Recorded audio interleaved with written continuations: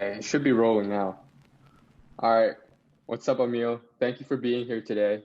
Hey, I'm great. I'm great. What about you? I'm awesome. It's a good day, although I'm still in lockdown, but it's slowly getting better. So you're from Azerbaijan, and we met Yes. at YYGS. It's a summer program we did together, and we met at one of the econ classes. And I found your background really interesting, and I found that we share the same interests. So I decided to invite you here to talk about, whatever political issues, things going on in your country, and Yeah, totally. so where do you live in Azerbaijan? So I'm from Azerbaijan and I'm living in the capital of the country in Baku. It's one of the biggest countries in the Caucasus. Right now I'm in at our house in the middle of the Baku. It's really very close to center. So I love it because I always feel the vibe of the Baku better here. So yeah, so the time difference. I live in Boston, by the way, like South Boston. It's not like people ask me where are you from? I'm like Boston, Massachusetts, but it's not really because I'm not really in the city. But like I just tell people I'm in Boston. So yeah, we have a 6 hour time difference, and like 9 hours. Azerbaijan. Oh yeah, nine. My bad. It's 9 in the morning. Okay, yeah, that makes sense. So yeah, like one of the things that I recently, you want to just get to the conflict first. Let's talk about that. Actually, let's ease It's into it. okay. Let's ease into it. Are you applying? Because I saw your Instagram stories and you're applying to a couple of schools in the U.S., right? Correct me Yeah, if I'm I'm wrong. I'm applying to 23 colleges in the United States. So I'm It, being like crazy. I'm doing basically the same thing. I'm applying to 20 plus schools because I didn't get to visit any of the schools like because of COVID-19. Yes. Are you just applying all over the nation? Like you just ran because you didn't really get to see the schools. You were just like, I'll just try my luck and So first of all, I had to actually do an exchange year to the United States with the Flex program. It's the program of the United States Department of the State. mm-hmm. However, because of the coronavirus, the program is canceled. So I'm here in Oh, Azerbaijan taking gap year. So it was one of the main advantages I could do. Actually, I could study in a high school in the United States, the 12th grade. I can get to know the US college system, the school system, etc., much better. So therefore, I just decided to apply let's say, all the colleges that I find affordable.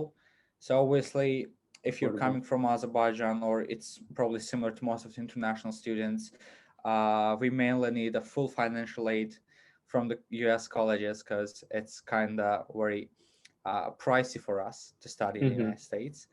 So I just took the list of the full financial aid giving colleges. I just did research and so what are the matches for me,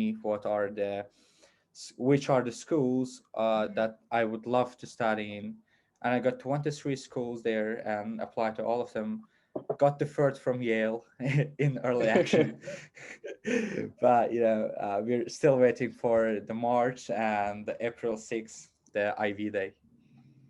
Wow. So, do most of the Ivy schools offer, because like I grew up in China and a lot of my friends, they like the schools they apply to, they don't offer, foreigners financial, like at least full financial aid or whatever, because you're supposed to be like a US citizen. It's US it's citizen, much yeah, right. easier. The all Ivy Leagues actually offer full financial aid to Mm-hmm. the international students. However, there are only 5 schools in the United States that are need blind to the Need blind. international Yeah. students. I think those are MIT, Harvard, Amherst. Um, the other two, I'm not sure about. It gonna be like Brown and something other. But still, I think like I feel kind of confident. I don't know if it's if it's right or not. That even if the schools are need where I will have a chance to get at least one of the 23. Like let's say, fingers Of course crossed, you will. Of and course I you hope will. that it will happen. So about Okay. schools, you're from Azerbaijan. So do a lot of people from Azerbaijan? It's I assume there's not too many people that are applying to US or like going abroad to study? Why did you want to go to the US, and like how what do you think of the people around you? So it actually is some kind about my background. So when I was in ninth grade, I started to realize that studying in Azerbaijan will not be the most successful plan for my academic career and both my, like, let's say for my future, etc. Because I wanted to come back and serve my nation, develop the country, etc. And studying here and making a change wouldn't be actually easy. So I started to learn German language to go to study in Germany. It's free to study in Germany if you know German language for any student from any country. So it was my first, actually, it was a reason that appealed me to learn German. Mm-hmm. But then in early 2020, I got some English certificates like IELTS and have been a participant of International Science and Engineering Fair, represented Azerbaijan there, joined to Yale with you, and maybe it can be like a regular thing for successful American students to participate in the summer program of the Ivy League schools, or Yeah. let's say this summer program of the MIT, etc. But after actually being the ambassador of YYGS, I talked to the marketing manager, etc. And I've learned that in the whole 19 years history of the program, there have been only 5 Azerbaijanis. So for Mm-hmm. us, it's really hard to get in such programs, mainly because most of the students here don't know about such opportunities, and they just don't have equal chances with the US citizens to have volunteering opportunities, etc. So after all of this, I like became much confident about applying to American colleges, etc. And I took gap year to develop myself in economics, because in high school we don't have economics classes like you do. So before, I thought starting the college with zero knowledge would be hard for me to focus on the classes and to actually compete with my peers, to cooperate with my peers. So I took gap year now, like watching some online lectures from MIT, etc., to Oh, develop okay. myself. So are you also taking gap year and like doing online classes with like US like local high schools, or you're just like watching like university, online videos and just like learning about economics to get ready for college? So it's actually the Flex program, the exchange program I've already mentioned before. Um, First decided to cancel the whole exchange year. So Azerbaijan's group totally canceled. And then they decided to actually join some of the students from January to the online high school in the United States, but we were not included. So I'm now talking to US Embassy here in Azerbaijan um, to actually ask for help and maybe to let me join to high school classes online too. But for now, I don't have any opportunity to join online high school classes, so I do only um, from Khan Academy, the APs Oh, there. yeah, they have some Uh, great courses offered on there. yeah, I mean to understand what's going on in the U.S. high schools, doing some lectures from MIT Open Courseware, and also participating in the Preparing Global Leaders Forum, and actually the founder and the head of the forum is a professor from the Georgetown, so he talks a lot about Georgetown. I hope he will be there next year, so we'll Thanks. have Best of luck for contacts you also. too. Thank Great. you. So, do you think you mentioned that only for the past 19 years of YYGS, the Yale summer program, there's only been five uh, people from Azerbaijan. What's the word for like Azerbaijanians? Is that how you say it? Azerbaijanis. Azerbaijani. So there's only been five Azerbaijanis. So do you think that's a culture thing, or is it just the socio, like the economic, like most families in Azerbaijan doesn't have the ability to afford like studying Actually, abroad? actually both, because first of all, in Azerbaijani schools, like majority of the schools have no idea about international programs, international summer camps, both cultural and academic. So students actually do not have much opportunity to learn about such programs. So the lack of information is one of the major problems here. The second problem is the costs of the programs. So we only can participate mostly in programs that cost probably less than $1,000, or the programs give a strong financial aid to international students. To be honest, how I heard about YYGS was that I have participated in the camp of the European Union last summer, and there was a girl who was YYGS alumni. So she told me about YYGS, and I did a little bit research, and I saw the program costs $3,500, and like just get over it and say it's not possible for me to participate there. Then one of my roommates from the same camp actually wrote me DM like 2 weeks before the application deadline and told me that, why are you not applying? There is financial aid and maybe you can win. Just try. So in almost 9 days or 7 days, I don't remember, I had no experience. I didn't know that actually in the United States, you write an essay and check it once again, check it with counselor, edit it, and then send it. So I just wrote the answer to the question and And send it, send it and straight away. that's it. Very rookie style.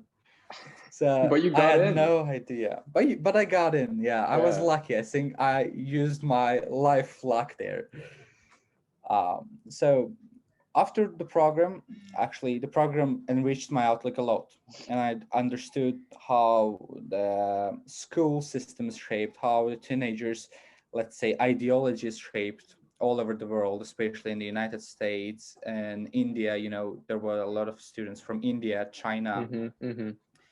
So after the program, I started doing some seminars here with the Education USA, with other organizations to kind of wake up to Azerbaijani youth to integrate to the world.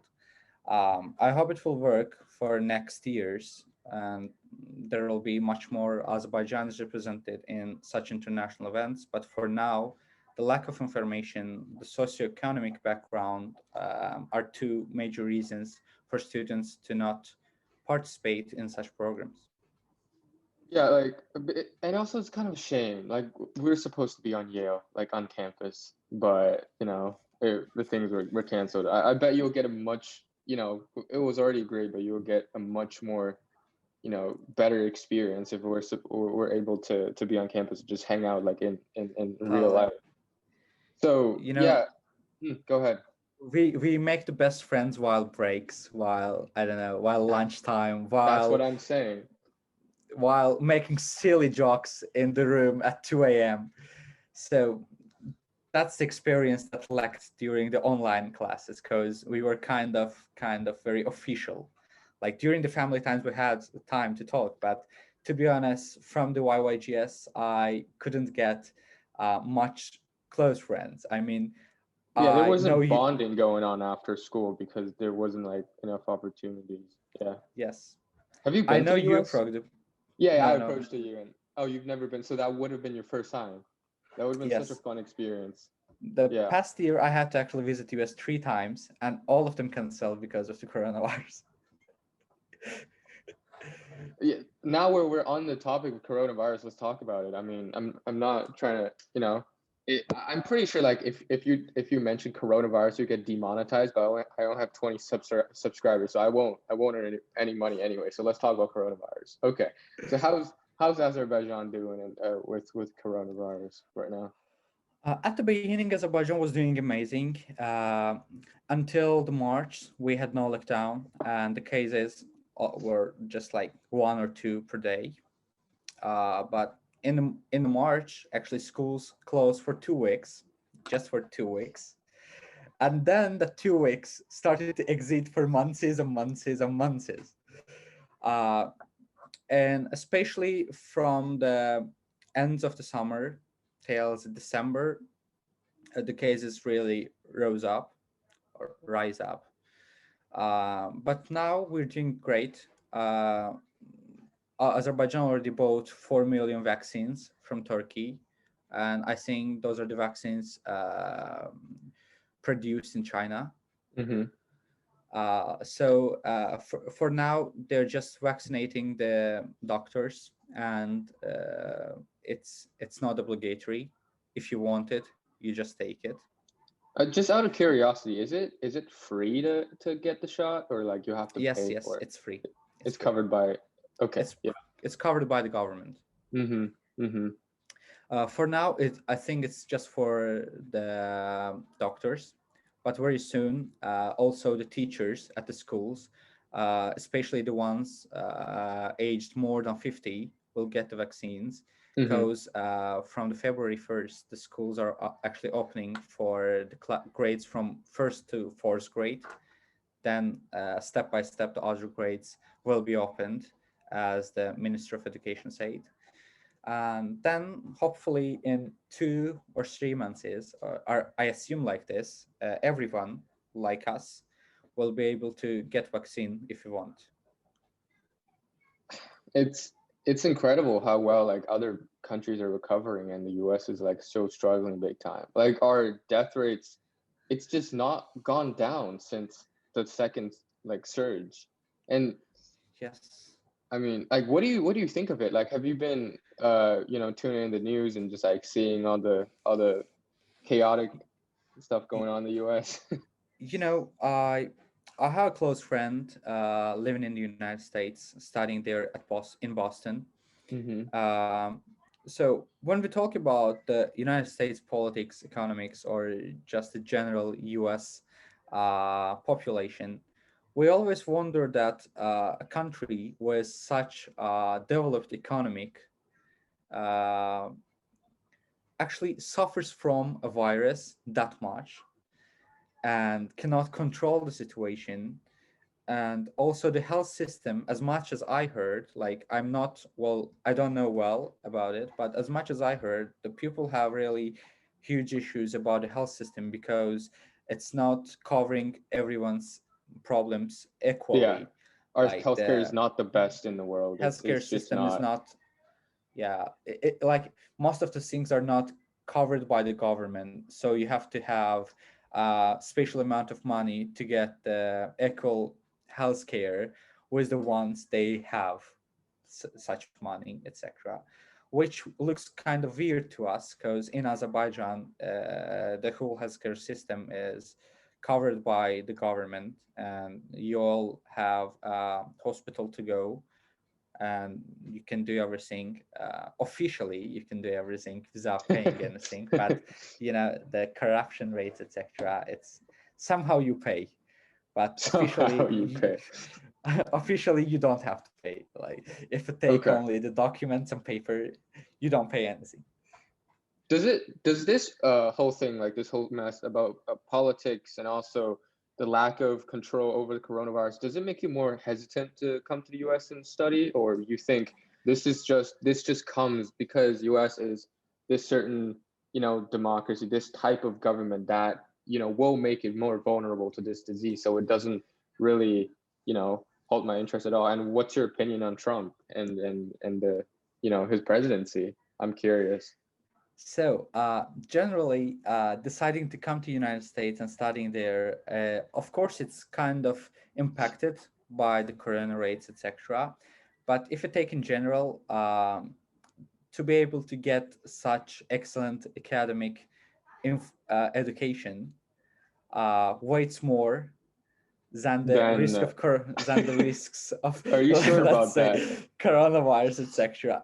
So, let's say, therefore I do not hesitate to come there. So first of all, it's clear that I really want to be there, and also it's known that all the international let's say students or everyone out of the United States somehow have this American dream. Yeah. So US looks appealing to, let's say, probably 90% of the people who know about United States. However, the issues that you face, and especially the issues that are not, let's say, uh, that do not have to be in the United States because it's a developed country, and such issues do not exist in Sweden, in Norway, in Finland, but there are still systematic racism in United States. There are still issues about the Asians. There are still issues about Black people, and I even don't know calling someone like black person and the other's white person is right. Like we are not used to it here. Like we don't we never call someone black, let's say. We just say person. So Okay. So what the if you, I'm not trying to shape put you of in the your spot, but like what if like how would you call like a like you know person in Azerbaijan that has in like an African, ancestry? Like how do you refer to that person if you don't know his or her name? we say hey sir. Okay. Yeah, I mean like if you're talking third person, like if you're talking to me Talking to about that certain. person. So obviously we do not use the ethnicity or the appearance. Like of course you use appearance. Like you say the girl in the red. Mhm. Mhm. You say the guy on the party yesterday who was drunk, totally drunk, but you never say that this Chinese guy over there. You don't say that Asian guy. You don't say the Japanese, or you don't call every single person with let's say Asian appearance Chinese, because they can be Korean, they can be Japanese, they can be from Kyrgyzstan, etc. Yeah. Or you don't call the people from African ethnicity, or let's say the people from America, black, because we do not actually care about the color of your skin, the shape of your eyes, your appearance, etc. I The got you. what And I actually love it about Azerbaijan because it's like racism is really low here, and I think tourists feel really, um let's say, relaxed here because no one Mhm. cares about them, and actually everyone tries to help them because they're different, and we want, like, we feel that all the tourists here are our guests, so we really serve them. Like if you go to street and ask someone uh, the way to your hotel, if they don't know English, they'll probably come with you if they have time, show you the hotel, and we'll go back. So Yeah, it's how something I really love. yeah, like I've heard of that about Azerbaijan and just like countries in Caucasus, like the Caucasus region in general, because Yes. how learned about the also the conflict about between Azerbaijan and Armenia was because I followed this YouTuber, so his name is Lale. He's a German actually. He's from Germany, and he was interested. It's a long story. So he was really interested in ancient Chinese culture when he's like in high school and college, and he basically made like was on an exchange program and went to China to study for a couple of years in university. And after he graduated, he started tuning into Chinese politics, and then he was starting to like expose like the dirty, laundering corruption in Chinese like government. And he was like really famous once upon a time, but then the Chinese government kind of caught up on him, so he had to like kind of leave China, or at least like he was banned on the Chinese internet because of the firewall and all that like fun stuff. And then he basically decided to start like hiking. I mean, not hiking, like just like walking. Like he called it the longest way. That's his like he's got a book out, and then he basically his journey is to walk from, I think it's from Beijing, China, to back to Germany.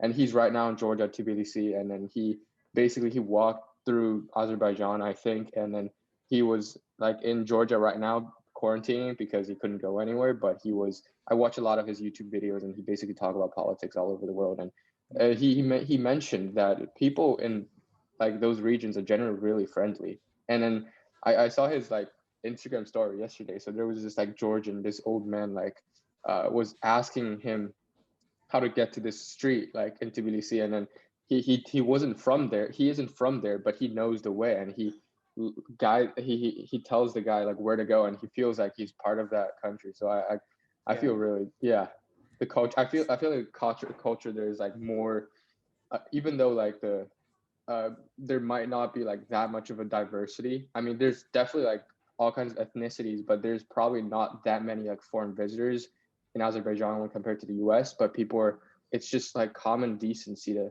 be hot, be friendly to people that visit your country. Yeah. I was in the Georgia last summer, and the European Union's camp I have mentioned before actually was there, very close to Tbilisi. So I had a chance to meet with an excellent people from Georgia, from let's say from Eastern Europe, and also from Armenia.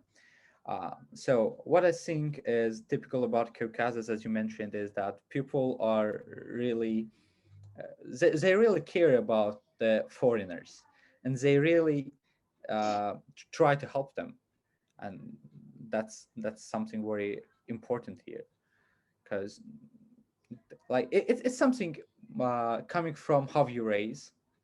So Mm-hmm. like we all say that the racism is not something that you born with, but you learn during your life. So the people here, maybe because that there is not that much diversity, people here raise by understanding that everyone is human being, and we just have to judge people for their characters. They really do not care about your religion, or if you're atheist. Um, they don't care about your ethnicity, etc. Like I am from a minority called Talish. Like I am not an exact Azerbaijani, but I've never felt an issue about it. We Mm-hmm. have Jewish friends here. We have Christian friends here, and they never actually care about it. Okay. Is Azerbaijan, like, is the government relatively, open to all kinds of religious practices and Yes, yes, we have like every kind of let's say holy places like mosques, churches. hmm Um, it's everywhere around the city to let different people to go and pray. Also, the government is very interested in the multiculturalism and tolerance. And if I'm not mistaken, the 2018 year was named after multiculturalism and tolerance. And across the whole country, there was different um, seminars, events to enlighten the people about the ethnic minorities, ethnic groups living in Azerbaijan, and to have to embrace with them altogether.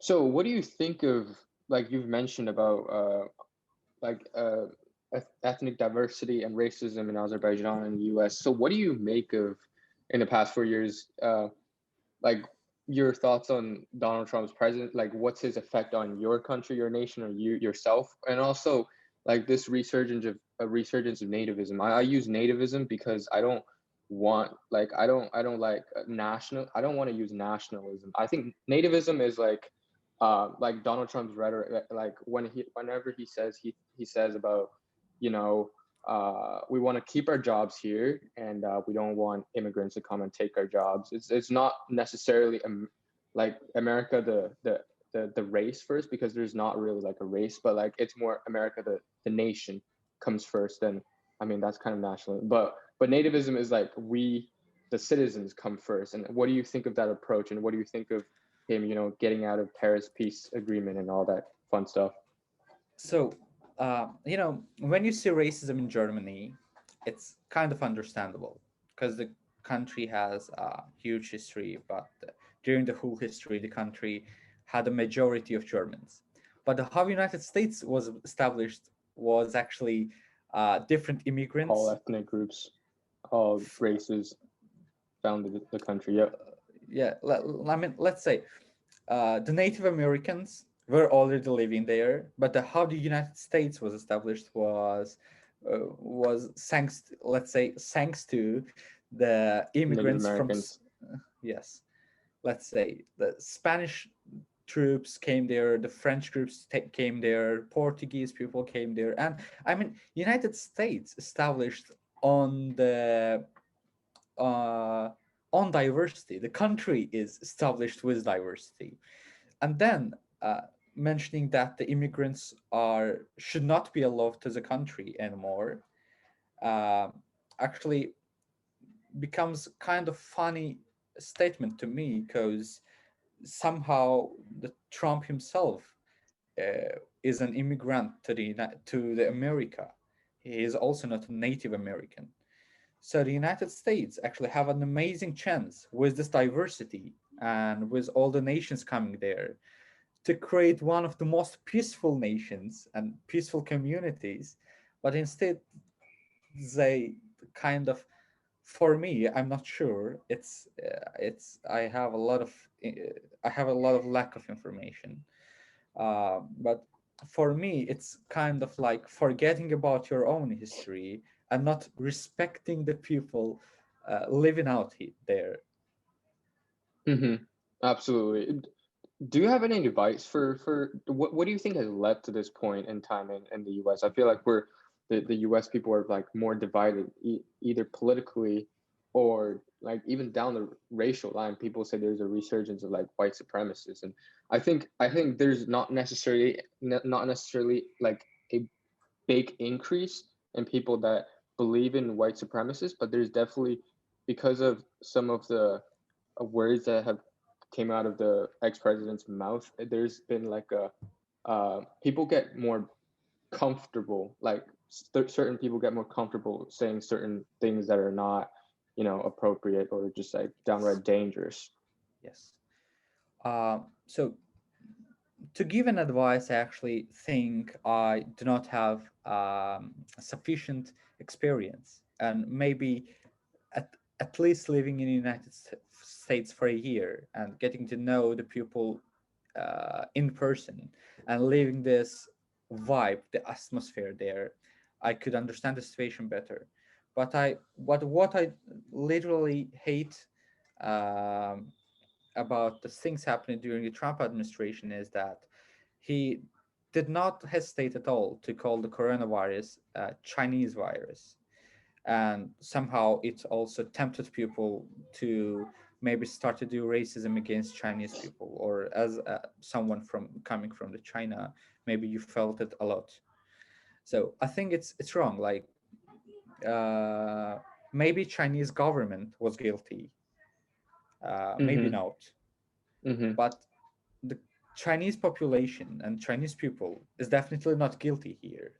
Like we do not have to mix the government to the nation. We always say it, and we also say it in the conflict between Azerbaijan and Armenia. We always say that the Armenian government is the problem here, uh, to our point of view.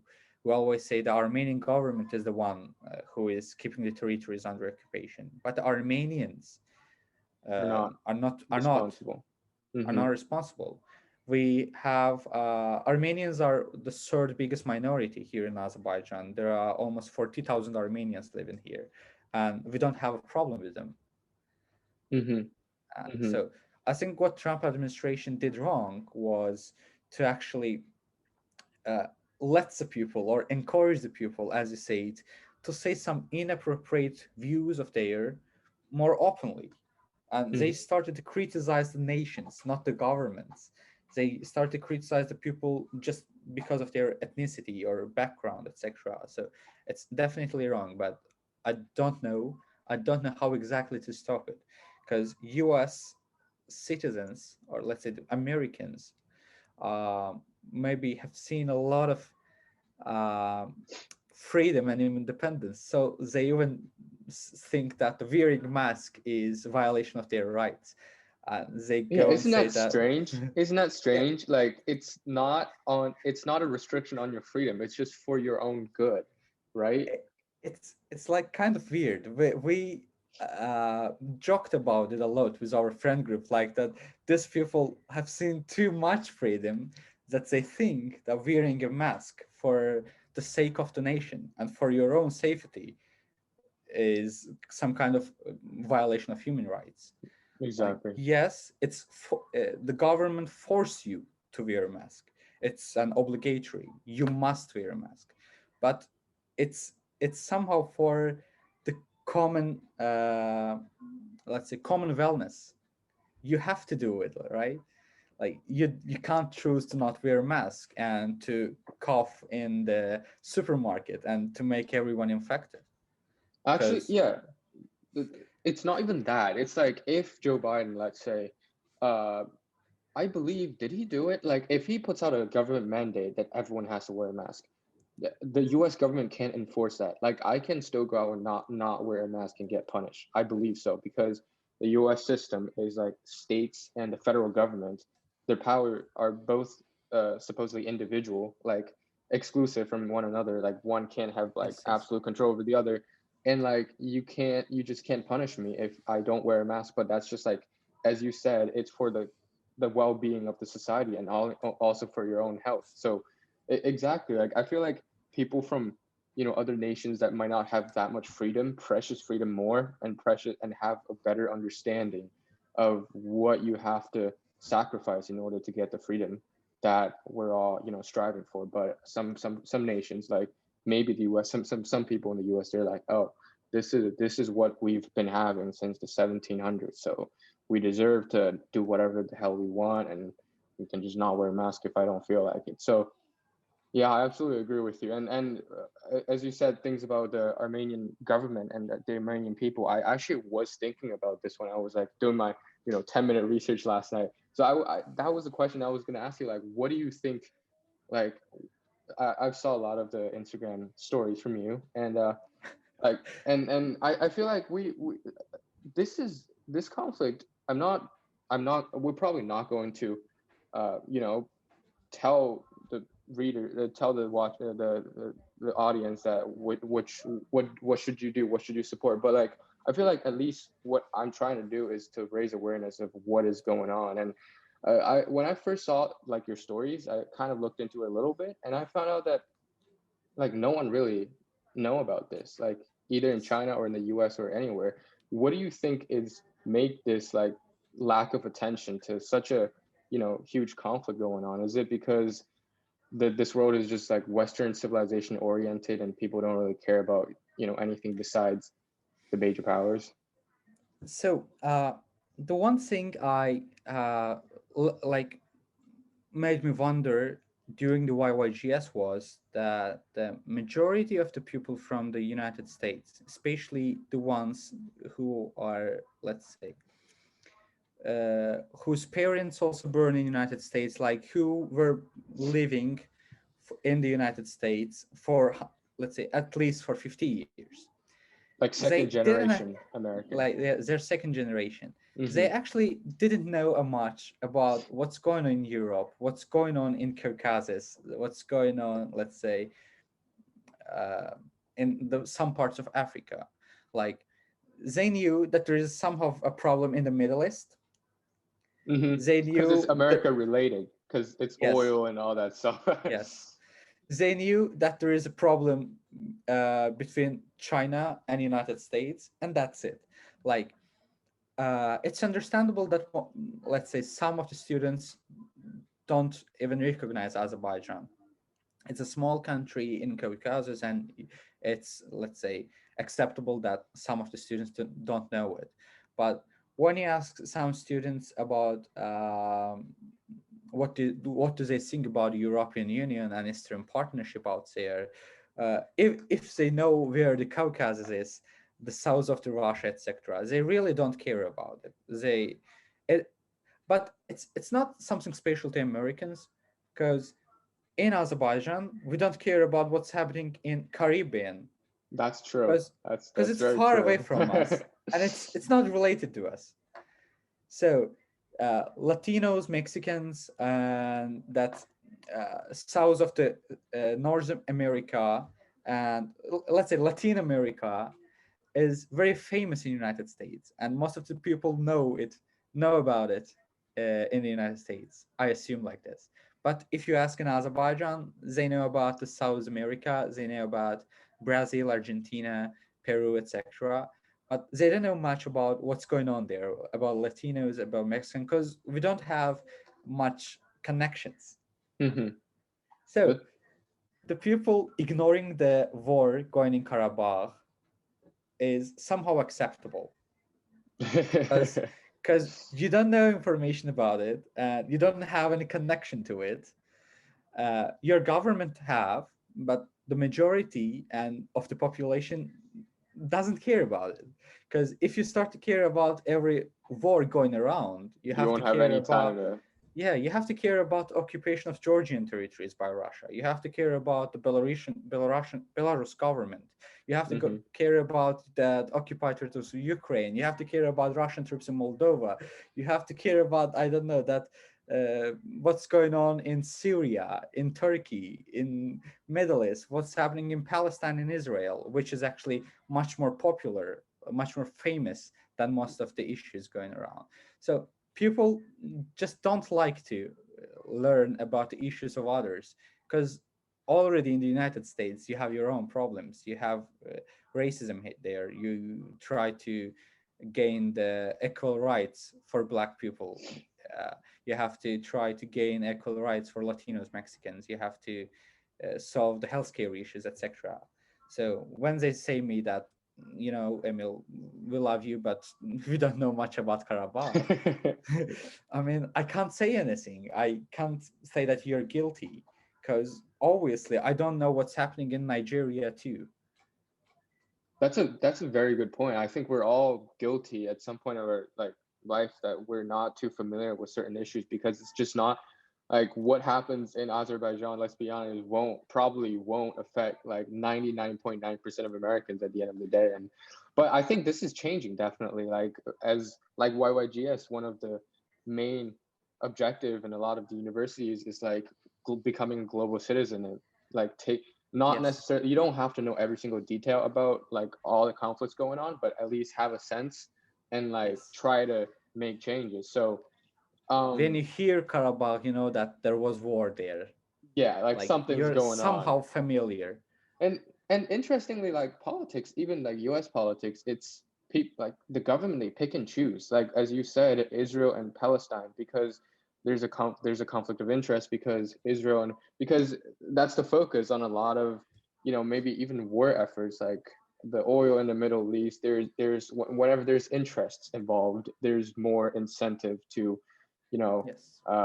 publicity, and like make them all over the news, and maybe even promote propaganda. And Azerbaijan, Armenia, I mean, understandably, COVID's been like going on for a long while, and it kind of just like overwhelms other news. Yes, yes, yes. But what's the one thing that can make actually the relation between Armenia and Azerbaijan interested to the people, especially to the ones living in California, is that there are a lot of Armenians, like the major of the Armenian population in the United States, live in the California. And during the Armenian-Azerbaijani war, which I don't actually call the Armenian-Azerbaijani war because it was not a war going in the border. Uh, Otherwise, it was actually, on the other hand, it was going in the Azerbaijan's territories, Hmm. like the Azerbaijan's territories and occupied part of the Azerbaijan, which is still, if you like type Azerbaijan and look to the map, uh, Do you want to give a recognized by United Nations, you will see that Karabakh is there, like it's inside of us. okay? Do you want to So give like a brief description about what's going on, so like audience that's yeah, of not too course. familiar with it? Yep, Yeah. go ahead. So what's happening in Karabakh is actually has a let's say very old roots. So in 19th century, when I believe that you know about Russian Imperium, when Soviets. no, before Soviets, in Oh, 19th like century. before World War. Okay, yep. Yeah. So before Soviets, that the Russian Imperium also occupied Azerbaijan's territories. So the last time there was just Azerbaijani Khanates, which is very similar to the states that you have in the United States, Hmm. but those were not united. Those were just little states, Bunch of little states. bunch of little countries out there. And when Russian Imperium got strong, of course they occupied all of them because when you're separated, you're so weak. Yep. So after that, the half of the Azerbaijan territories, which we call South Azerbaijan, uh, became part of Iran, and they're still the part of Iran. They're already recognized Iran territories. So we have nothing to do with it. It was our historical territories, but officially now it's Iran's territories, and we don't have any territorial claims to Iran. Hmm. It's okay. But the north of Azerbaijan, that Azerbaijan we are living today, got independent in 1918, which was Azerbaijan Democratic Republic. It was an excellent country. In Azerbaijan Democratic Republic, the vote, like women, have had the right to vote in 1918, which was even earlier than most of the European countries, the United States, Yeah. and it was the first in the Muslim majority countries, etc. The first opera, the first pilot, etc. The women pilot, so women and men rights, etc. was very important. But what's related to Karabakh is, if you look at the recognized map of those country, of this country, it was recognized in Paris because no United Nations in 1918. You will see that not only Karabakh but also Zengezur, which is today's Armenian territory, was included in Azerbaijan in 1918. And then this republic was just independent for 2 years, and in 1920, both Azerbaijan and Armenia again forcibly joined to Soviet Union. Mm-hmm. So what's happened in 1918 was important because Armenia got independent before us, and the Khanates we had, which was Yerevan, is today's Yerevan, was given to Armenia uh, with a special rule. Armenians and Azerbaijanis signed a contract. So I'm just saying the basics. And Azerbaijan's mentioned that we let Armenians to have Yerevan, we call it, and create Armenian Republic there, just in case that you will not have any other territorial claim to Azerbaijan for the next 100 years. So, and then Azerbaijan got independent in 1982, and we had just Zengezur and other parts of Azerbaijan. But what's happened in 1920s, we joined the Soviet Union, and everyone forget about the contracts. So Armenians started protests about territorial claims to Azerbaijan. They wanted both Zengezur and Karabakh. And the Caucasian Bureau, which was the bureau of the Soviet Union for the Caucasian countries, decided to keep Karabakh in Azerbaijan. And there is an official document which clearly states that Karabakh should remain as a part of Azerbaijan, while they actually later gave Zengezur to Armenia just to stop the protests and have some kind of peace in the region. That was Uh, during the reign of the Soviets over Azerbaijan yeah, and yeah, Armenia. yes. That was during the Soviet. Mm-hmm. And it's but still Azerbaijanis and Armenians lived all together in every part of the Armenia and Azerbaijan. It doesn't matter if the land was given to Armenian, let's say, government. The people lived still there. And starting from 19, let's say 88, like to the end of the Soviet Union, Armenians started to be active in those regions again, and a number of massacres happened in the Karabakh region because there were several reasons. One of them was definitely that the Azerbaijan government was not powerful, and there were some groups in Azerbaijan who wanted to separate Azerbaijan again. Like it would be very similar to Khanates. Uh, and this issue of the power of the government actually didn't let Azerbaijan to focus on Karabakh, and our troops there was majorly just volunteer groups of Azerbaijanis fighting for their homeland, Mm-hmm. Mm-hmm. while Armenians actually uh, had some kind of help of Russia, like direct help of Russia.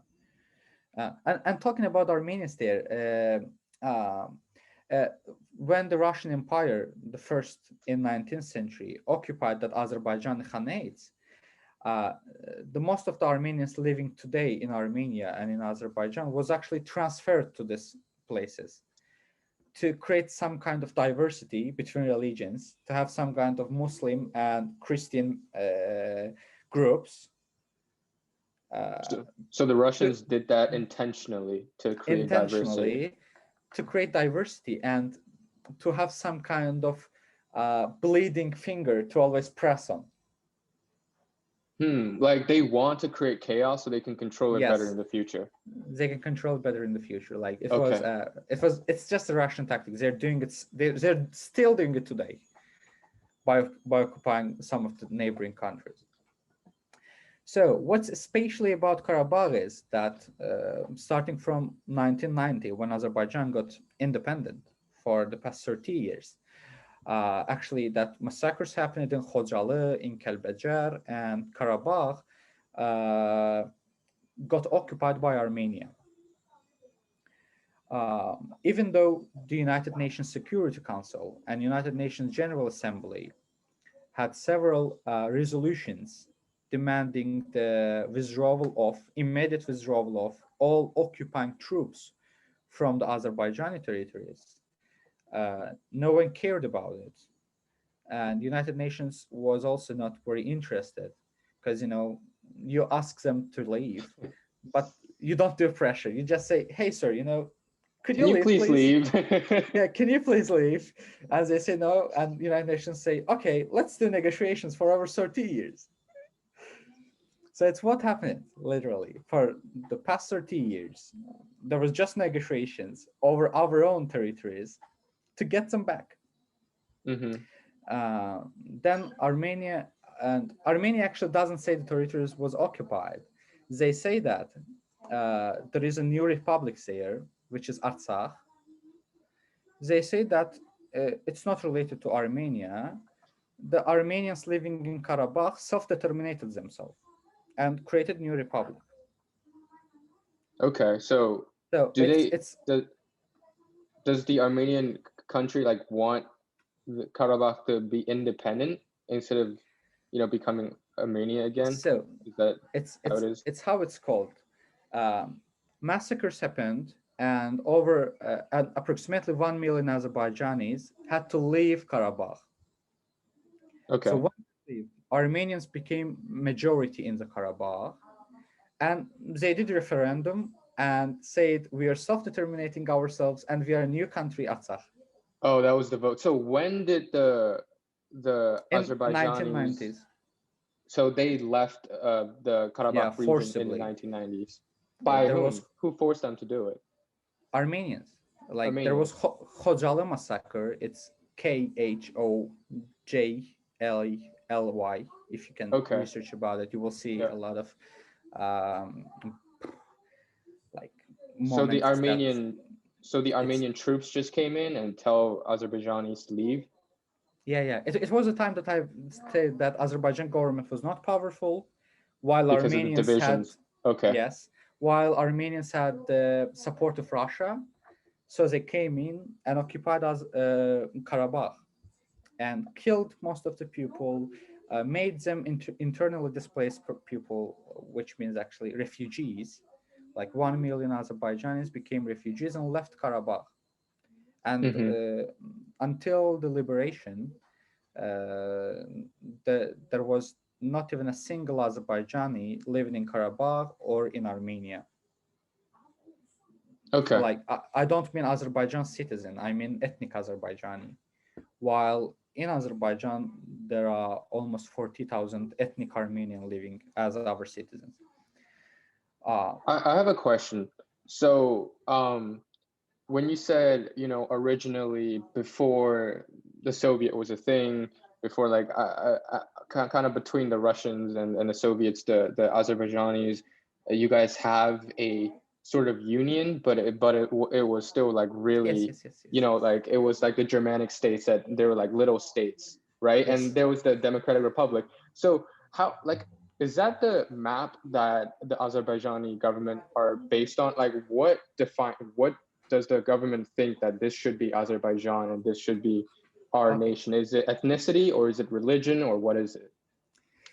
So the map actually we are using as Azerbaijan's map was neither the map of Khanates, because if use it, we have to say that Yerevan is ours, Zangezur is ours, and the majority of the north of the Iran is ours.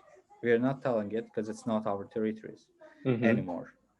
And it's also not the map of Azerbaijan in 1918 because it included Zangezur, which is now territory of Armenia. Mm-hmm. The map we are using is the map recognized by United Nations after the World War II as the territory of Azerbaijan. And even though at those times there was still a conflict about Karabakh, because the Karabakh was Azerbaijan's territory and it was not given to Armenia, unlike Zangezur, it was recognized as Azerbaijan's territory. So we are using the map that United Nations recognized during the Soviet Union, that Mm-hmm. Azerbaijan's Soviet Union's map. So what the Azerbaijani government want is like Zangezur to be they don't want Zangezur, but they want Karabakh. So Zangezur Yes, with the Armenians. Okay, so yes. Azerbaijan mhm, president mentioned it several times that even though Zangezur in Yerevan and was is our historical territories, we do not have any territorial claims to Armenia because we want to ensure the peace in the region.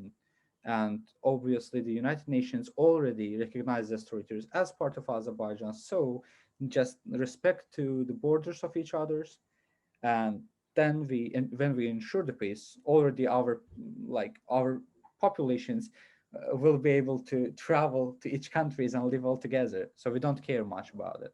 yeah. We, There's there's this striking like similarity between like also the Israel and Palestine conflict. It's also like the imperial powers of the past, like they like the British, they made a bunch of promises, false promises to yes, Palestine and Israel, right? And then afterwards they're like, you help, okay, you guys just like figure it out. I'm leaving this territory. I am It's out. yeah, but they're not really, right? Like I mean the Russians are still doing manipulation. So It's the same thing. yeah, so what do you think the like as you've mentioned that you don't dislike the Armenian people, it's just a government, and that you said Russian government are like manipulating and doing uh, sketchy stuff in the back, and from what I've seen so far, like the Armenian government is also accusing like Turkey to be behind Azerbaijan. So what is the conflict still going on? It's not on. It's not ongoing, right? No. So what? Yeah, yeah, yeah. It's not going. Hey, keep going. You can just talk uh, about whatever you want. yeah, yeah. So what I wanted to mention, actually, I stop it there, is that uh, the self-determinated country, Enza Karabakh, that Artsakh. Mm-hmm. So what's about is that according to International Court of Justice, which is the supreme organization that gives nations the right to self-determinate themselves, actually the what the Armenians did was not according to the points that International Court of Justice said. So they claim it as a self-determination, while the International Court of Justice itself doesn't recognize it as a self-determination, and it is recognized as occupation. So Armenians tell it's self-determination, but the organization that gives you the right to self-determinate yourself says, no, you're wrong, sir. It's What is occupation. what is the organization under? Like, is it under the It's, UN? it's under UN. Okay. So UN says that, no, sir, you're wrong, and it's occupation for sure. Um, so it's some kind of, let's say, political move that Armenia tries to do there. But what is reality is that let's say, fake government happening in Karabakh is 100% uh, established by Armenia itself. Mm-hmm. Okay. Have the two countries came to like a kind of a Uh, resolute like Armenia even does not recognize Artsakh.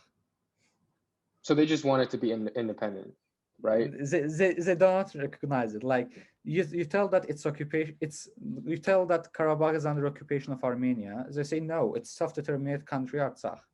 And you tell that, okay, you're Armenian official, like you're Armenian prime minister, and you call the name of country Artsakh. do you recognize Artsakh? They say, no, we do not recognize Artsakh as independent country. Okay. So what's the current state of the so what's the current state of the conflict in the region? So what's happened in the end of the past year, end of the last year, was that actually Azerbaijan started counterattacked after some attacks of Armenians. Also in July there was like 10 days or 2 weeks war, little war, not on Karabakh, but in the direct border of Armenia and Azerbaijan. Our general died there, Mm-hmm. which is like so unfortunate. And I think it was one of the like moment that fired up the war and accelerated the situation. So what's happened is that in September, on September 27th, Azerbaijan started counterattack, and it turned out to be very good. We uh, liberated majority of the territories by ourselves, and then uh, Armenia, Armenian government, of course, was in negotiations with Russia. Like Russia was kind of peacemaker here. Uh, Came to an agreement to leave the territories by themselves because we are losing. No need to continue, and we will leave the territories. And it's how it ended up. The territories are given back to Azerbaijan. However, there is still a small issue that looks problematic to us and personally to me.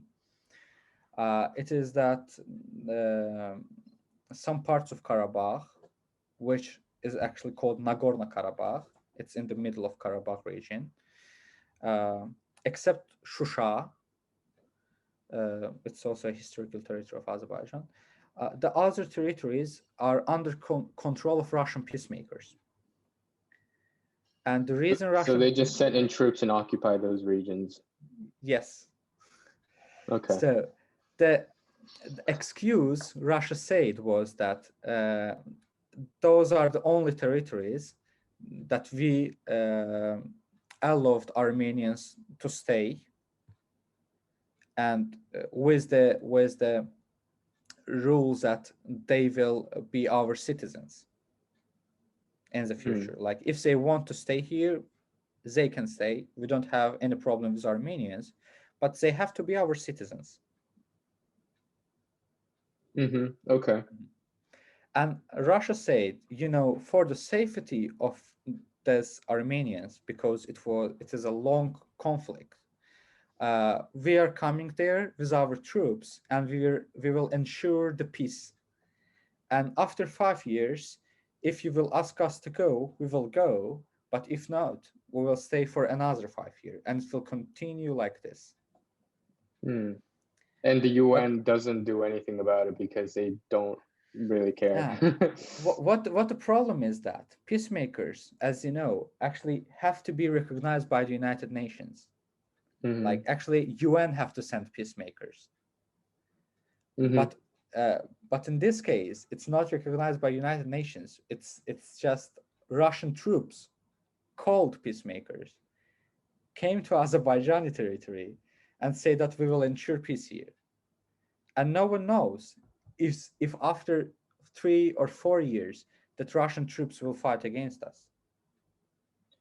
About the part where you said they have to be our citizens in order to stay in Yes. Karabakh, right?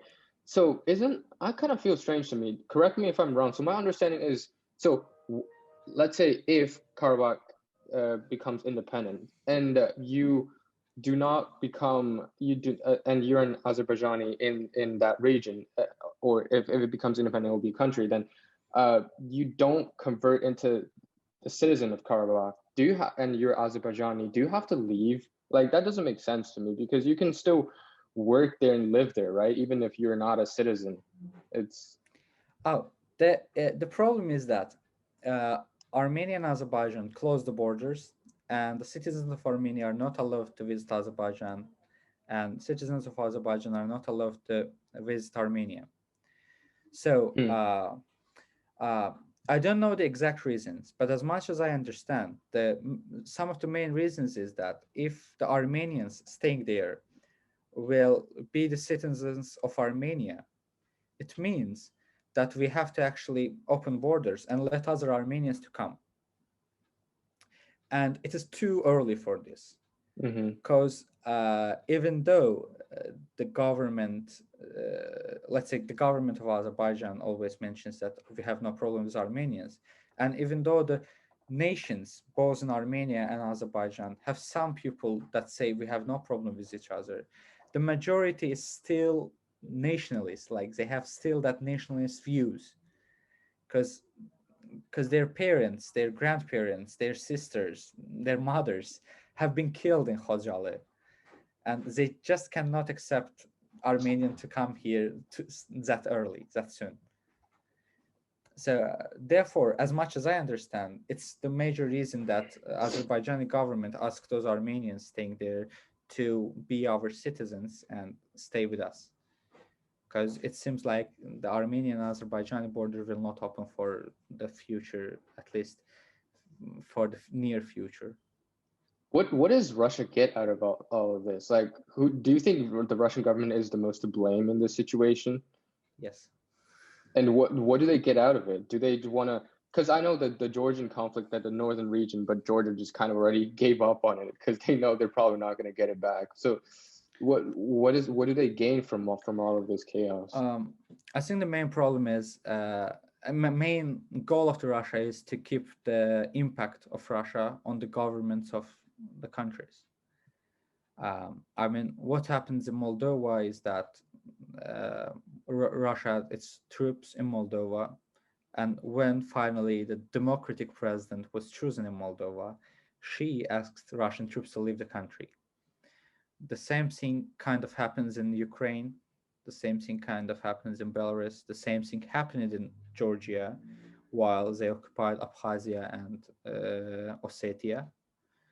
And the same thing happens in Armenia now too. Russia have troops in Armenia, and Armenian government is under the control of Russia. Um, as much as I assume that Pashinyan is actually was actually the first president to kind of turn back to Russia and try to get closer to Europe and US. And maybe it's one of the reasons that Russia actually let the situation to us so that we could go and liberate our territories, maybe. Because they wanted to show Armenia that if Russia stops supporting Armenia, they will not be able to occupy the territories. Hmm. But what's happened at the end was that as a result, now Russia also has troops in Azerbaijan. Of course, Turkey entered the region. Uh, Finally, Turkey entered the Caucasus. And we believe that, at least I hope that, in very near future, in a year or 2 year, we also will have Turkish troops here with Russian troops, just to ensure that the Russians will not do whatever they want. But for now, it is that Russia does not want to lose its impact on Azerbaijan's government, so it has its troops there. Do you think we have a bright future in the region? Do you think things are working toward the right direction? Uh, to my mind, if Russian foreign policies will change, and instead of uh, keeping its troops and forcing other nations for cooperation, if they will have really normal, let's say, connections with those countries as neighbors, the region will be safe and peaceful again. Because if Russia will stop, like, let's say, feeding the hate Hmm. and That's a big part.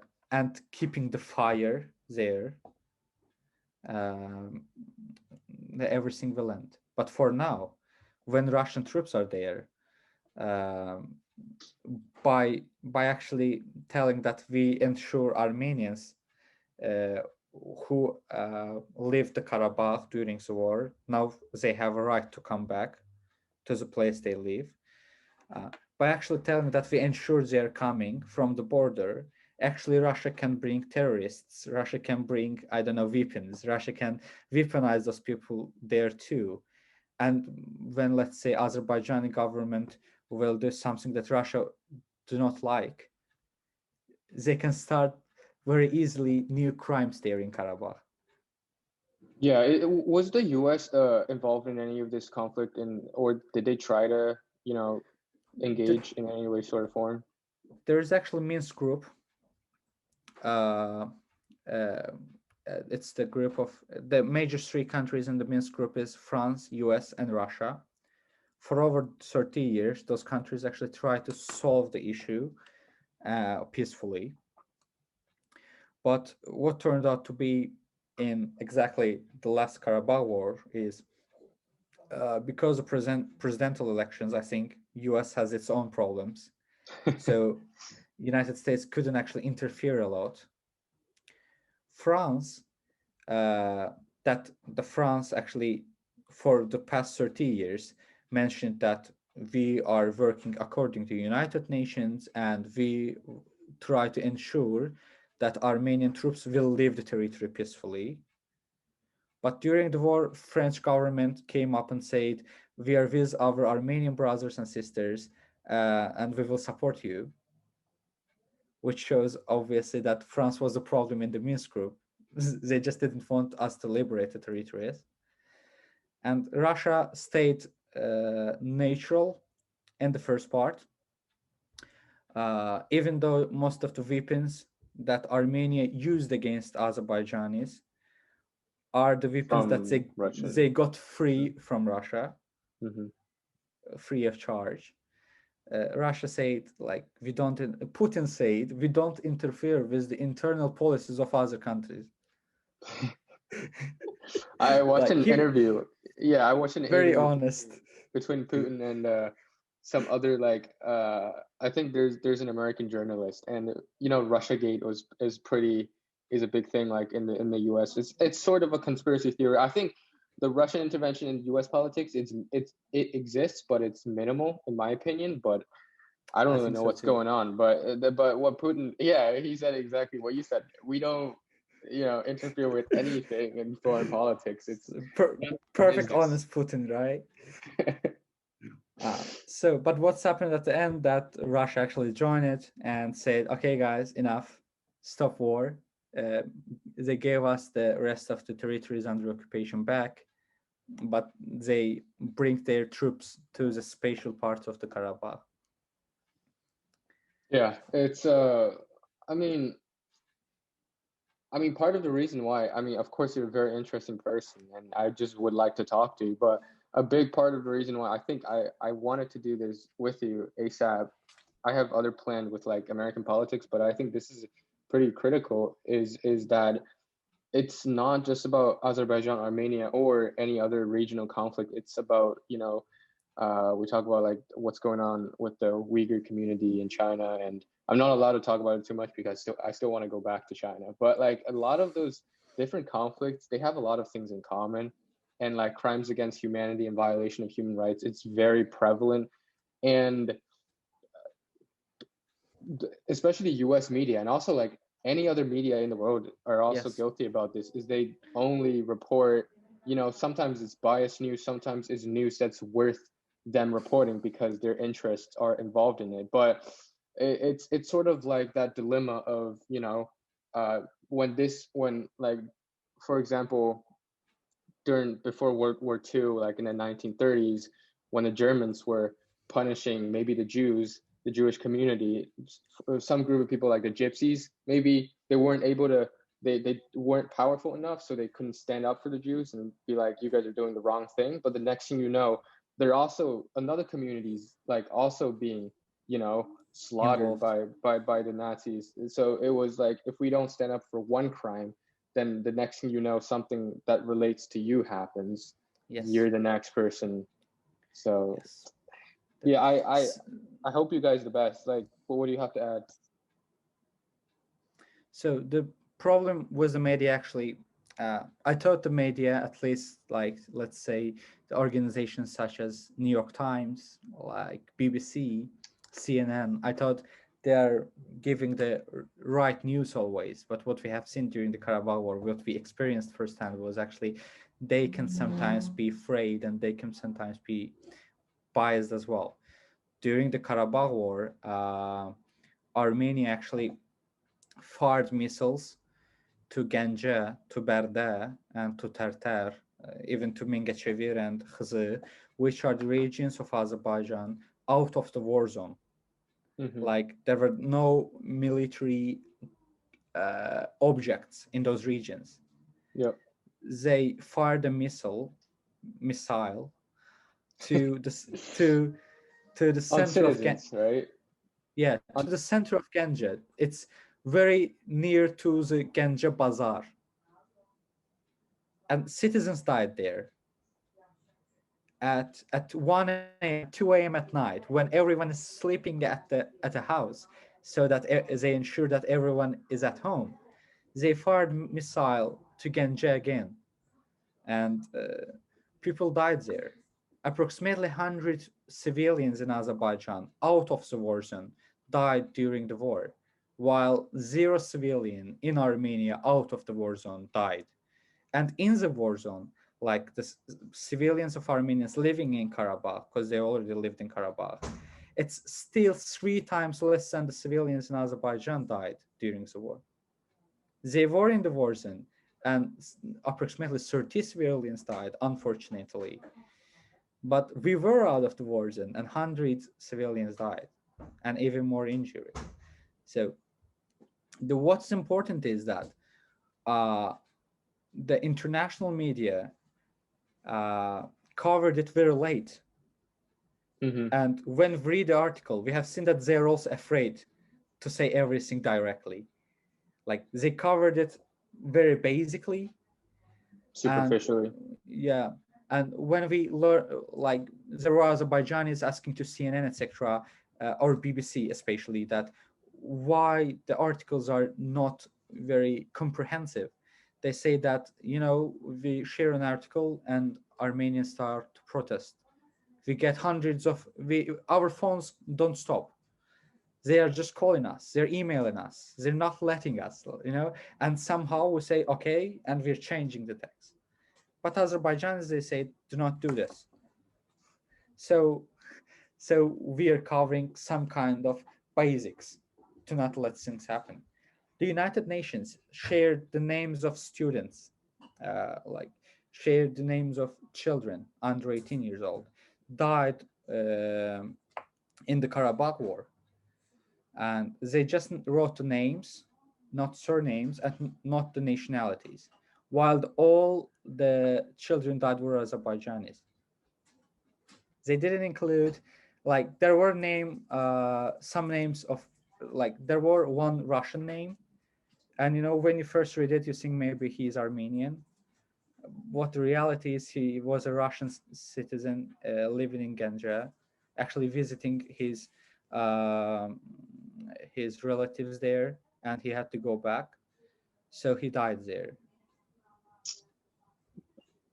I mean, war It's crimes. so unfortunate.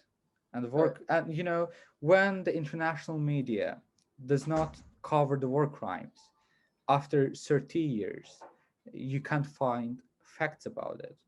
When during the war, I especially started to research about the first Karabakh War in 1990s, and found that actually international media was much more, let's say, courageous to talk about the issue. They had headlines telling that Azerbaijanis became refugees from their homeland. But in this war, we didn't see this. In this war, we see that they actually try to neglect what's happening here. so what's changed? I don't know. It just happened. No, So for Armenian the diaspora works really amazing. I don't know, you know or not, but in during the war, they started to block the traffic, block the autobahns in different parts of the Europe, and even in California. I've seen a Mhm. lot of tweets from Americans living in California mentioning that there can be emergency cars, there can be ambulances stuck in this traffic. Why are you doing this? Uh, it actually became a reason for hate. I have seen some Americans mentioning that if you want, just go and fight in your country. I mean, it's not right to ban a traffic and talk about your issue. But I mean, that's kind of part of the tradition of the, protests and stuff. And I somewhat agree with you. It's like sometimes, especially looking back into American politics and American like civil rights history, it's uh most of those people have like good causes, but and it's usually people that are willing to raise their voices, no matter their intentions, no matter their, reasoning behind it. Usually, if you're willing to do stuff about it, at least more people are going to, hear what you have to say. But it can be a double-edged sword if your, motives are unjust and you have like, you know, some sources that it's really biased. I don't know the truth about it, but like in the US, I believe there are many more Armenians than Azerbaijanis in the US. And if you protest like fiercely, then it can skew the media a lot. yes, yeah, it's a long story. But what actually, what I would love to see is, um, to see the people to talk for justice. Like, if, you know, during the war, I talked to one of my friends from Georgia country, Hmm. and he told me about the that occupied Georgian territories, Abkhazia and Ossetia, and he said, "You know, Emil, once I said that let's think uh, literally, very naturally, and let's think that I am not Georgian. I started to do research. If Abkhazia is really another country, maybe we are, just because we are Georgian, we have raised like this, we have raised as nationalists. So let's see what's the truth." I think it is the real point. You know, you have to look for the problems first in your government and in your country, and say that, is the history that we are learning in the school, is the, let's say, the literature, is the politics that we are learning in the society, the reality, or they're just manipulating us? Hmm. And Is it's it very propaganda easy. or is it the reality? Hmm. Yes, it's very easy to find an answer to the questions, because you have internet, you have access to internet, you have access to infinite sources. Just first try to find the problems of yourself. When I talked during the war to my Armenian friends from that European Union's camp, I found my voice message to one of the Armenians in the beginning, in like the third or fourth day in the war, and I said that his name was, let's say his name was Ray. Just use my name. Let's say, yeah, let's say his name was Ray, and I said, Ray, the people are dying there. It's so unfortunate, but bro, your government is lying to you, and be sure that after the war, you will be going to Yerevan to protest against Pashinyan, and you will be demanding your children to come back to your family. And he said, no, you like tell me the propaganda of Azerbaijan, but what's happening, the reality is obvious. Like, often, and see what's happening in Yerevan today. Hmm. Mothers, fathers going out the streets, and they're demanding their children to come back. We have seen photos from Armenia to use children in the war, like 16, 17 years old children. I mean, yes, the government is, Armenian government is something I hate, and Armenian army is our enemy. But the children that's being forced to fight there doesn't have a guilt. He's 17 years old. He is he I am 17 and he is 17 too. He Yeah. burned and learned it, and he forcibly taken to the war zone to shot missile. Like why?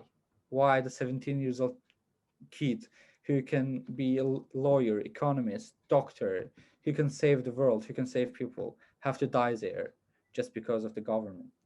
It was a major issue, but unfortunately during the war, no, like when I talked to my Armenian friends, they didn't want to believe me, and it's understandable. So did you guys just kind of end the discussion there, or like you tried to, Yeah, you presenting the know, facts and didn't really work out? uh, we had really long discussions. We sent each other facts. We sent each other different maps. We sent each other different, let's say, photos we had from the war zone, and tried to prove each other that what's going on is not in our hands, but at least we have to speak against the human rights violations and war Mm, crimes, mm-hmm, right? mm-hmm. I can't persuade Armenian to say that the Karabakh is occupied part of Azerbaijan. I know this. But at least I can persuade him to go and talk up for the Armenian kid dying there. Find some common ground. Yeah, I can persuade him to talk to his government and say why we're shooting missile to Ganja to Baghdad. Okay, shot a missile to our Azerbaijani troops, but why to civilians? Yeah. You know, what's the reason? Because I mean, I'm we did the same in Azerbaijan when we heard about dying civilian in Armenia, when we saw, let's say, some of our soldiers in liberated territories painted the walls of historical buildings. Uh, Azerbaijani society on social media um, really, really disliked it and mentioned that what we are doing is wrong. Yes, they are our soldiers, but if they're doing wrong, we have to mention it. Like we have to say, do not paint on the wall of the church because it's a holy place for them, mm-hmm, right? mm-hmm. And I just wanted to see the same thing from my Armenian friends. And I don't say every Armenian just ignored it. Maybe my friends did it, but I'm pretty sure there were Armenians really speaking against it. I'm glad you guys can engage in those kind of conversation and sort of keep it going. And Yeah. like for example, I'm not talking about me personally because I've had some friends from Taiwan, but but it was a couple of years ago. I didn't know any of it, so I didn't engage in any sort of conversation. And there's this sort of consensus in the Chinese culture that basically, if someone, like we call it like the People's Republic of China, the mainland China, because that's the big. I mean, I don't know the term if like politically correct, but I'll just use it. So the mainland China and Taiwan. So like if you someone from mainland China meets someone from Taiwan, there's almost this consensus that we can talk about anything but politics. We'll just avoid that topic, and we can talk about food. We can talk about religion, whatever culture, what kind of rap music you listen to, but politics Yeah. is just something that you never talk about because we really have no say over it. It's the politics. But I'm glad that people like you and your Armenian friends are not afraid and are willing to engage in those kind of conversation. When we met first in the camp of European Union, we first started to like talk about everything, as you say, about the food, about the music, about the films we watch, but not about the politics. But when I felt that we became really close friends, and after all, we're neighboring nations. We both from Caucasus, and we have similar backgrounds. I asked them that what do you think about Karabakh, and it was beautiful to see that most all of them say that Russia in the region is the problem, and and we are Putin's the killing each other, problem. and we are killing each other for this. Hmm. Hmm. It was so beautiful to see this, to understand this, and because it led us to talk more. On the last day of the camp, when I talked to my Armenian friend, she came to me and said, Emil, on the first day when we entered the room, I mean Armenians, you didn't even come and greet us, and I thought you will kill us here. But the reality was I was too shy. It was my first international camp, and I and I Misunderstanding. and I did the same thing to everyone. I just go and sat in the corner of the room and didn't greet with anyone unless they come and say, and hey, let's say, I am Ray, I am from China, I'm living in US, and where are you from? Right? But it was so beautiful to see that on the last day she said that, it was a huge misunderstanding. We have been great friends. We had really beautiful connections. Yeah, And always separate the government from the people, because yes, they're totally different things. I experienced this a lot. And also, like, when two people are talking, if one person decides to open up about certain issues, the other one will be significantly more comfortable talking about certain things, right? It's a mutual thing. Yeah, I go go. go go ahead. It's about That you. Go ahead. I just said, as long as you have mutual understanding and respect, everything will work. Goes a long way. S- Yeah. So please continue. Yeah, so yeah, I mean, the last point I probably make is that misinformation, disinformation, it's a big thing. And we are now in a society where you go on YouTube, you go on Google, you go on wherever you want. There's so much information about every single thing, and it could be hard to get the actuality of what's going on, and even like it could even be hard to try to get to the approximate like the what could be like if I get 90% correct about certain issues, I'm pretty satisfied with it. So what do you think? Do you have any like reliable sources, or do you think if some people maybe watching or maybe listening, they want to know more about the conflict and make their own judgment, uh, what do you think could be some reliable sources, or what can I do to help the issue or like raise Um, awareness? so for the audience of us, Yeah, or so anybody. Just it was for yeah. me.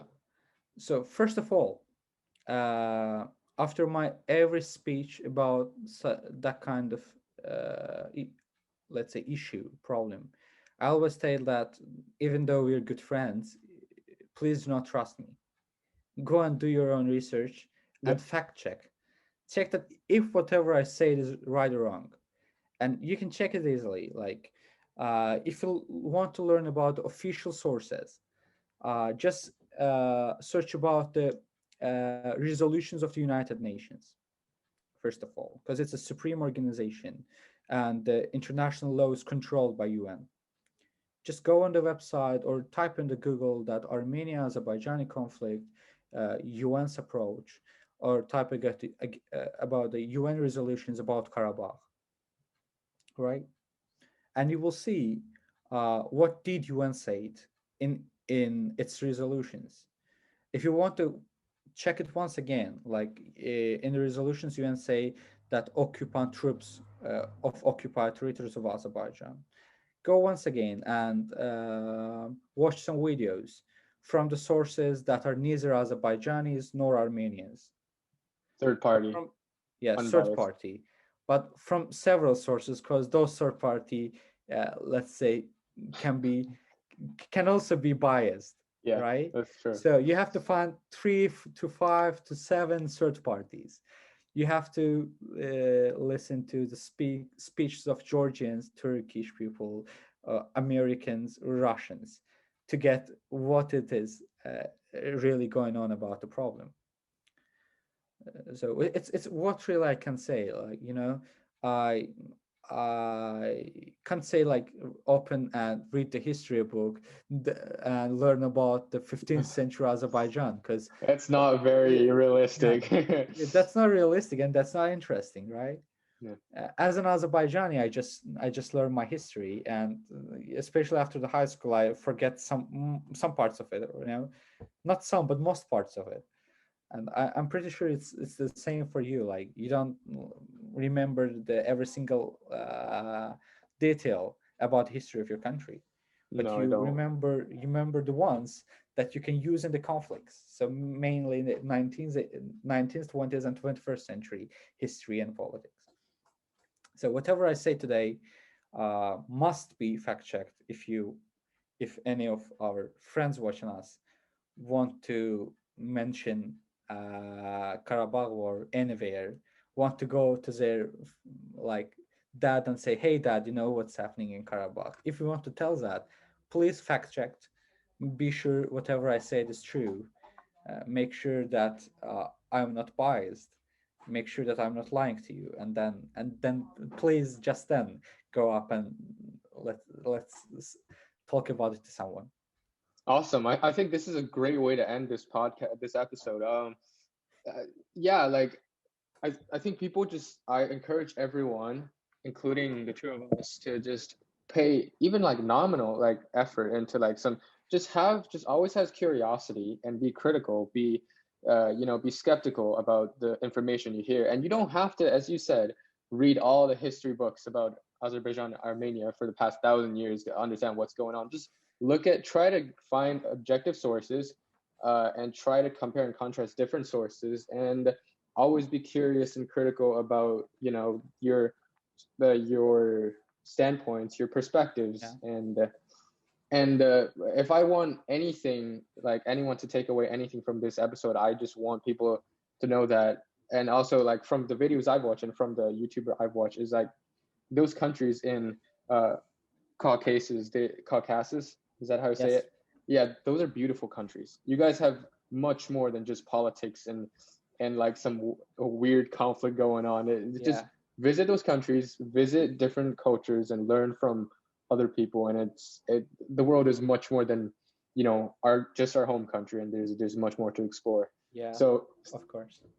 thank you, Emil, for being here. I think we should stay connected, and we can do another podcast Of sometime in the course. future, and let's just keep talking, keep chatting, keep the You know, conversations going.